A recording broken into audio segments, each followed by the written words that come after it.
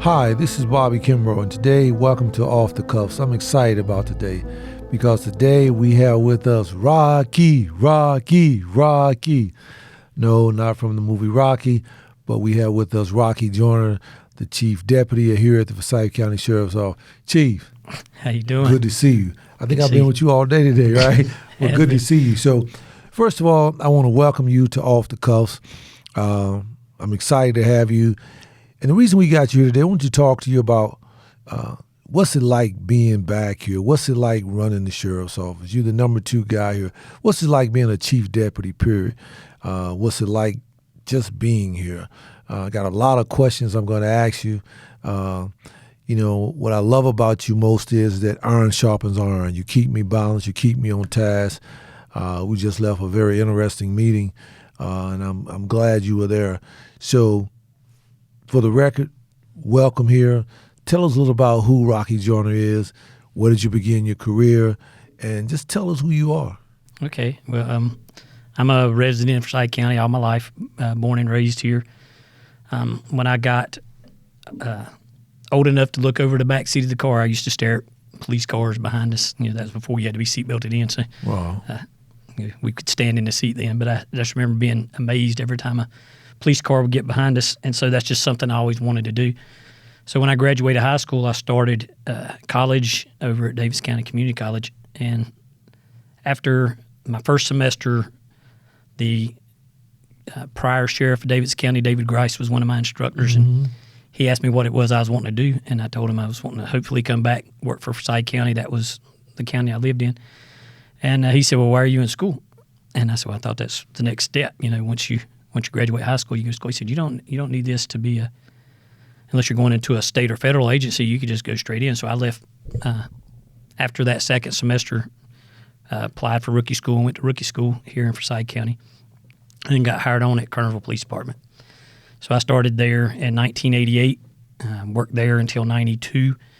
At that point, they started an SRO program here at Forsyth County, which opened up some spaces because back then, like today, there was a waiting list to get in, and so I had to wait until they opened up the middle schools and they hired several people on. So I came straight in here, 1992, as an SRO over at Adkins. Wow. Spent 2 years there, learned a lot. Taking a street officer and putting him in a school, especially a school that was brand new to having law enforcement. It was a experience to try to bring what you could from the streets, but try to tame it down some because we were dealing with middle school age kids. Mm-hmm. And so I stayed there for a couple of years while my wife gave birth and began raising our 2 young children at the time. And then the street was just in me. So first opportunity I got once she started back to school and we got daycare for the kids is I moved back out to patrol and spent my entire career either in patrol or in the investigative side of things. In 2010, I left here after the election and went to Kernersville, back to my home, to retire. They told me I had a home when I left there, and they told me the truth when I went back to reapply there. They accepted me gracefully with open arms, and I went to work there, and after a couple of years I was promoted and then moved into a division that was over smaller divisions. And I think all of that was sort of what God had destined for me, because each one of those steps in my life prepared me for where we are now. Wow. I believe that had I stayed here, I probably wouldn't have advanced a whole lot. So I'd have probably been sort of on a street level mindset. But going over there and going back to work over there and then putting me into the Special Operations Division, there was multiple units over me or under me, so I got to sort of see what it was like to have different people with different issues all coming at me at the same time to try to come up with a solution to their problems. You had to think outside the box.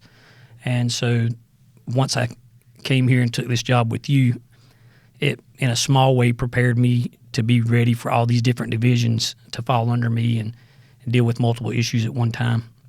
You said something that really touched me. You said it was what God had for your steps had ordained. I've told the story many times of how I met Rocky Joyner. sitting in the campaign office. This guy comes in. He doesn't say much. I notice that he's staring at me, but he doesn't say anything. And I remember, never forget it, after the meeting, I talked with you briefly. And so I went back and I was asking this friend of mine, right? And I said, who is this damn Rocky? Who is Rocky? What is that his real name? What's his real name? And they say, no, that's his real name, Rocky. And I said, well, tell me his story. And they told me the stories you just told me. And I said, I like that guy. I like him.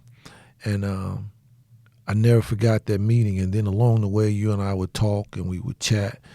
And what I will say about you, and I've said all the time, is to you that I'm glad that you're here because you have balanced this agency out. You have taught me some things. And at the same time, you bring a expertise back to an agency which you once worked at. And I think that sometimes people don't realize the importance of a relationship. We talk about this all the time here, is that when we sit down at the table, there is no chief deputy, there is no sheriff, there is no major. We sit down at a table together as men and as women. And I think that we do that because of the mindset, the humility, and not only that, the work environment, the strength that grows from that. Because when we sit down at the table as men and women, we grow together. And so when you came back and we decided we was coming back in here together, I was very excited about that. And then as time moved, you became the chief deputy. You take a lot of work off of the sheriffs. You take a lot of work off of a lot of people because of the plethora of knowledge and information that you have. But going back to the importance of relationship, and this is why I always say this, that a relationship between the chief and the sheriff has to be one of trust. It's almost like a marriage where you have to trust that person even out of sight. You have to know that they have your best interest. And I say this all the time, that I would trust you with my life and my family. You have been a strong supporter of the office of the people. And because of you, this office has grown in the way that it has grown. And because of that. But when you and I sit and we talk, and one of the things we always talk about is transparency, is that we had some struggles in life, and we talked about how we've learned from our struggles. You shared with me about your brother-in-law. I didn't know your father was named Bobby. I met your mother. I've met your son. I played golf with your son. I've met your daughter, who's an attorney, graduate of Campbell Law School, right? She's an ADA now, assistant district attorney, right? And your son's a hell of a golfer. He's a heck of a golfer. And the relationship that we have is one that I value, because to know that you're there, it means a lot. I remember when you and I was sitting down talking, and we always talked about how we believe at this office about restoring people. We talk about how we believe in letting every voice be heard and taking that into consideration. Where did you get that compassion from, to be compassionate for people? That was one of the things that attracted me to you, is that you had a heart for people. Where did you get that compassion from? I just got that from my upbringing, from my grandparents and my parents. We just always believed in treating people right, trying to make people feel better about themselves or feeling good when they walk away, even if it's just smiling at someone that you're passing down the street. So that's really what led me in my path here. I mean, I've learned along the way. I've been to schools. I've had the training and all that stuff. But what really pushed me is I just always wanted to do what was right. I always wanted to get along with people and try to help them if I could. And not just the citizens that we serve, but also the men and women that work with me. And so I never felt like that I was alone, even if I had disagreements with my administration in the past. I always felt like I had a group of people around me that loved me and supported me, just because of the way I was raised, to always just treat people with respect, treat people with dignity, and treat people right, and it's going to come back to you. And so that's sort of the motto that I've lived with all my life. And so even if I wasn't always the sharpest or the smartest, I always had people that believed in me, that stood behind me, because they knew that I tried to do what was right, and I tried to take care of people the best I could. And most of everything I did in my career was rarely based just around me. It was always, I always had me. I had me covered. I could take care of me. It was always about helping someone else that I felt was either being disrespected or could have been treated better, or needed a voice that didn't really know how about how to make their voice be heard. And so I was vocal a lot when I was coming up through the ranks. It probably got me held back some, but normally it was not. I was not vocal about me. It was about somebody else that I thought That's what needed some everybody help. said. Everybody I talked to when I was talking about who was Rocky, and they'd always say that you would come to the rescue of the people that were voiceless or didn't have the, I won't say the courage, but just didn't want to stand up at the time. You would go against the grain. You would speak truth to power. And even today, I've seen you take that same stance. I've seen you come to me sometimes and say, hey, let's rethink this. Let's do something. Let's do this. And that says a lot about you. I've seen how you interact with your mom, your kids. When I look at Rocky, I don't just see a chief deputy. I see a father. I see a son. I see how on many events you brought your mother to the event. I've sat and I've talked with your mother. Of course, I said I played golf with your son, and I've sat and had lunch with your daughter as well as your wife, Paige. So I've met your whole family, and it says a lot about the man that you are. You don't just talk it, you walk it. So, we've come a long way since we first met. We started with a vision. We started with conversation about how we would do if given the chance. And some days I get so caught up sometimes emotionally how it started out as a vision and we brought it to fruition where it's actually materialized, and we actually doing the things and keeping the promises that we made on the trail, keeping the promises true that we're going to do what we said we were going to do. And today, when we finished up the meeting, we went to a luncheon today, and you were late getting back to the car, and I was sitting in the truck talking about you. So we went to a luncheon today. Most people don't know that. We went to a Republican luncheon today, and we sat in there, and when we came out of that luncheon, we talked about how we do things here. We do what's right, what's legal, what's moral. We don't get caught up in what's this or what's that. We do what is right. And I felt so good to stand in that room and to hear what they said about us, that they respect us, for them to say that no one in the room voted or supported us, but a few of them said we would in the next go-round. And that said a lot to me. That said that they believe in what you're doing. They believe in what we are doing. And so when I got back to the truck, everybody was saying, where the chief at? And Big Slate said, they in there hugging on Chief, loving on Rocky. And I said, yeah, everywhere we go, they find a way. You have that thing about you that attracts people to you, and I'm grateful for you. I want to talk about something else. I want to switch gears. So how do you feel about, I heard, the word on the street is, we always say the word on the street is, I heard you're going to be hosting the Cold Case 34 on XI. So how do you feel about that? What's that's going to be like? I'm kind of excited about that because, like I said, I've spent my entire career either on the street or investigations. So this chief job is completely different from the rest of my 30-year career.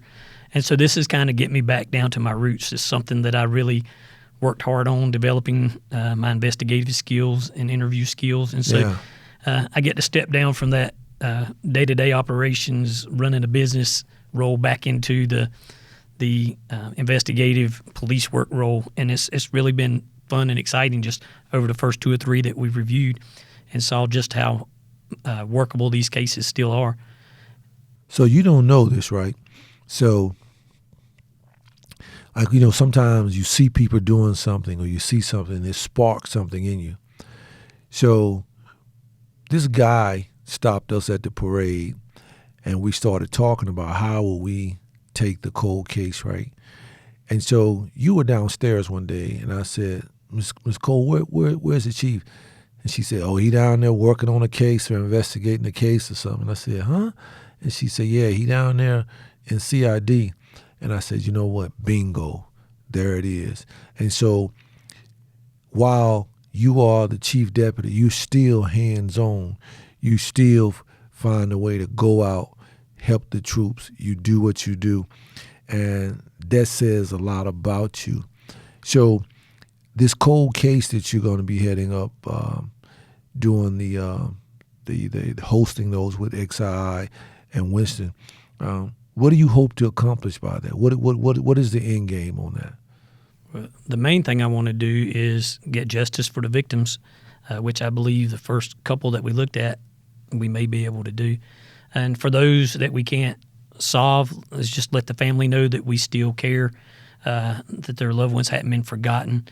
And some of the older ones where possible suspects may have passed, at least get some kind of closure for the family. But I think anybody that's got a loved one that's been killed due to violence is just looking for some type of closure. It just sticks with you for a long time. And for me, just what little bit we've been doing is speaking to the families, them telling me how much they appreciate us reopening the case and looking into it and stuff like that.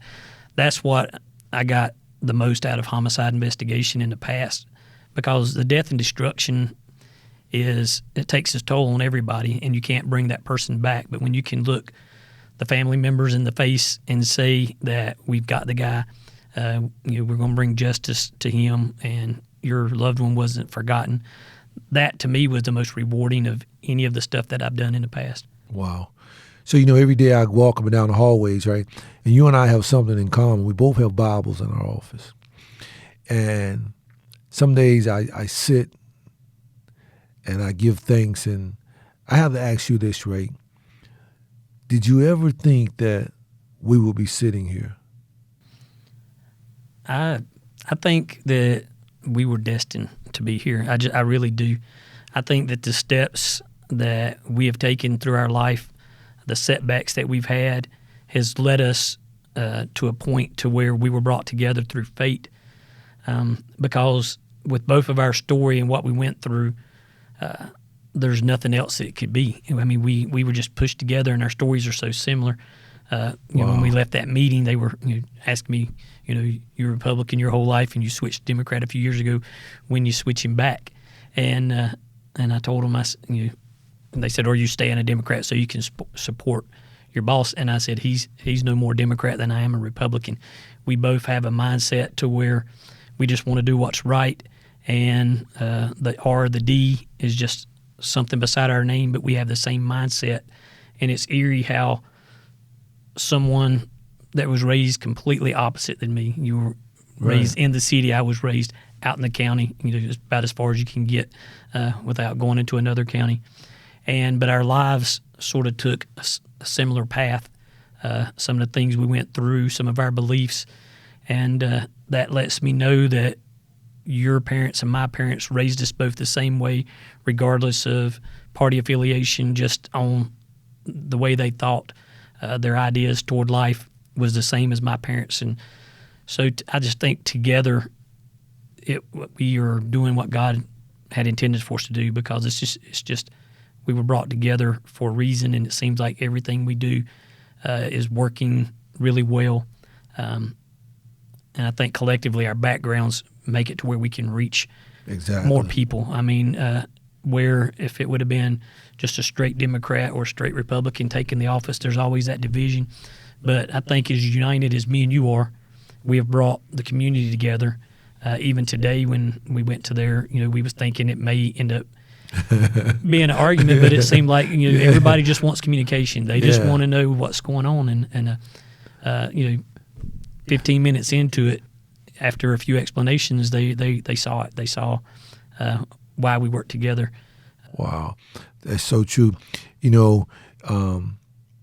not to make this a religious segment, but I just believe that God brings people together, men together, women together, people of all races and all colors, all party affiliations. They bring them together. He brings them together for such a time as this, for such a time as to bring about the movement. I know that it could not have happened without a lot of people like Rocky, without a lot of people like myself. It took a whole lot of people. You know, when I look at the rainbow, you've heard me say this before, you can't just pick out one particular thing that makes the rainbow beautiful. It's all of the things coming together, the synergy. And I think that in this case, the synergy and the energy is what brought us to this point. And I think that it was ordained for such a time as this by God. And I say that because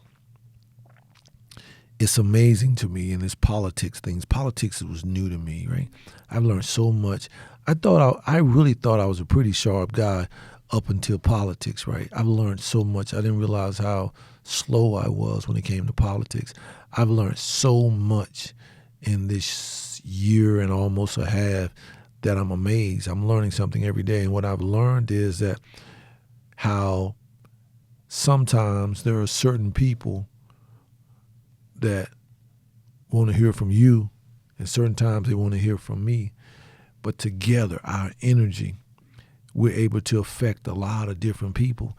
And I think that that's a true testament to people everywhere, is that if we set down our differences, if we set down a lot of different things, how powerful we could be together. When we sit down at this office, we don't bring party affiliation into it. We don't even discuss who or what someone's affiliation is or how they vote. That's irrelevant. What's relevant is getting the job done, bringing people together. And I watch you, how you move out the office and the building and how you treat people. You always treat people fairly. I think about a situation, for those you don't know, we have this voting system that when there's a situation or a IE investigation, I only have 2 votes, which means that I can be outvoted on any given time. And there's a situation where I came to you and I said, Chief, what say you? And I said, what say you on it because I was actually on the ropes about it, because sometimes what I think is one thing and my emotions are another thing. And I said, I'm going to remove myself from this one. And whatever you say on this one, this is going to be the outcome.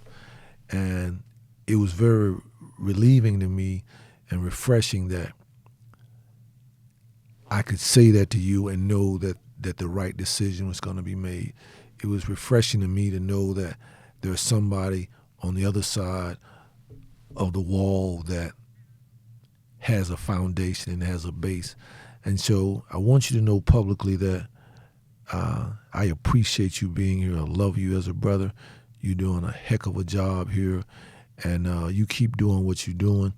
To the people that watch and listen to our podcast, I want you to know that leadership involves people. Leadership involves working together with people. My chief deputy works with me. I work with him. There's no big eyes when we're talking about winning. It's not. The teamwork is what we call here, the team, one team. And so you have exemplified that. I appreciate you. I thank your wife for allowing you to come back. I know that you're gone a lot as we rip and run up and down the highway. I'm looking forward to us going up to Harvard next month. I'm looking forward to that. That's going to be exciting. See what they can teach us, right? You think they may let us teach the class when we get up there? Probably may have not. To take over. Yeah, we might have to take over, yeah. But, Chief, anything you want to say or share with the people? You're usually a jokester, right? You usually got jokes with you all the time. You usually have your stepson with you, Captain Gray, But yeah, he's back there. He's back there, okay, yeah. In case I need him. Yeah. But anything you want to say or share? Just that I think in the year and a half that we've been together, we've been to many functions. I've been to functions that I would never have been exposed to had we not been together, and I think you've been some on our side. And we can agree that when we go to them, everybody's basically talking about and wanting the same help, talking about the same issues. And so to me, it's refreshing to be able to look into other people's lives and know that everybody is not that different. And I believe that everybody throughout the country, if we just had more communication, you'd find out that the people that you think are your rivals or against you are just like you, have the same issues. They want things done the same way. There's a few little differences, but the way we're alike greatly outweigh the way we're different. And I think if people would just step into something that makes them uncomfortable, go to somewhere they wouldn't normally go, True, they'd find out that that the other side is no different. There's not an other side. It's just another place. And I think that me and you being together, after me being 30 years in law enforcement, 32, and us never meeting each other until after we had both retired, I think it's just phenomenal. Yeah. When you say it's like a family, it truly is like a family. There is no pressure from you to do anything other than let me do what's right. And I think that's what has made the people here feel good about working here, is they know that we just want to do what's right. As long as they're trying hard, to do what's right, mistakes aren't fatal. They're learning experiences, and we're all going to make them. That's how we learn, and we value that learning experience. We don't disvalue people because they make a mistake, and that opens them up to be creative and flourish and do a job that restraints from the past would keep them from doing. And that's it's really the easy part. All we did is just say, hey, just go be you, do your job. We got you back, and they do all the heavy lifting. We just support them. Try to work out what we can in the budget. I get struck by lightning every once in a while. Have to be the lightning rod. That's my nickname. So when the lightning strikes, the bolt goes around the sheriff. But I just want everybody to know that I thoroughly enjoyed coming back out of retirement to do this. It's demanding. It's a lot of time. It's a lot of work, but it's been very rewarding just because I've never dreamed that I'd be in a position where I could just change things for the better, just because that's the way we think things need to be. There used to be so much red tape and stuff you had to go through, you thought, but now that I'm sitting in a position, it's not that much red tape. It's just talking to the people who lead and say, this is what we need, and the people understanding it, that's what you need, and then going behind the scenes and work it out. And it's a whole lot easier to do than what I thought it was from the lower ranks, because it seemed like you was always bumping into a roadblock somewhere. But together we can get things done. There's nothing we can't do. And I'm enjoying it. I love being here. I love being able to lead and give my advice. I think it's better than some people think it is when I give it to them. But I enjoy being into a position to where I can just make a difference. I think that's what everybody wants in life, and you've truly given me that ability, and it's been awesome. You've done a magnificent job. Your leadership empowers people, and that's what we're here to do, empower people. We're here to serve people. As long as I'm here, as long as the people give us one more term, we always say, we're here to serve and support, and that's what we'll do. As always, me and you sit down and talk every day, right? So this is like just sitting down talking with cameras watching us. So I appreciate what you do, Chief. I want to leave the viewers with one thing, is that what you see here is what could truly work anywhere when you have people working together, sitting down, talking. What you have here is that such a time as this. What you have here is that iron sharpens iron. What you have here is that people respecting one another. What you have here, in my opinion, is the greatest county in the United States and the greatest law enforcement agency in the United States, with two of the greatest leaderships possible. I thank God for this opportunity. I thank you, Chief, and I thank all the citizens, all the residents of this county for their support. And as always, stay tuned. Off the Cuffs with Bobby Kimbrough. Thank you.